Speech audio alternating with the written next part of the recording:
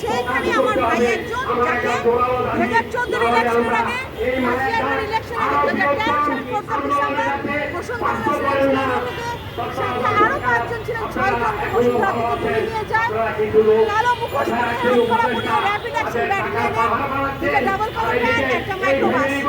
আজকে 13 বছর পার হয়ে গেছে, একইভাবে ভাইয়ের সন্ধান চাচ্ছি এবং আমরা কিন্তু মায়েরা ভিকটিম পরিবার মায়েরা তাদের স্ত্রীরা সন্তানরা আমরা পরিবারের সদস্যরা একইভাবে ছবি নিয়ে আবারও বিচারের দাবিতে আবার আজকে আমাদের জন্য অত্যন্ত লজ্জা, আমাদেরকে আজকেও এই কথা বলতে আসতে হচ্ছে, আপনাদের কাছে আপনাদের সামনে আসতে হচ্ছে এবং আমরা চাই প্রত্যেকটা পরিবার তাদের সন্তানদের সাথে কি হয়েছে সেই সন্ধানটা পাক।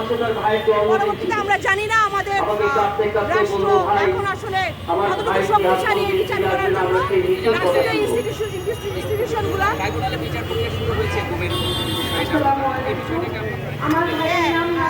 আমরা জানি ট্রাইব্যুনালের দুটো কেস দেওয়া হয়েছে, হাজারো কেস, অসংখ্য কেস।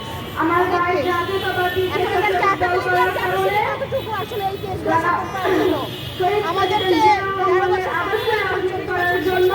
আর কত বছর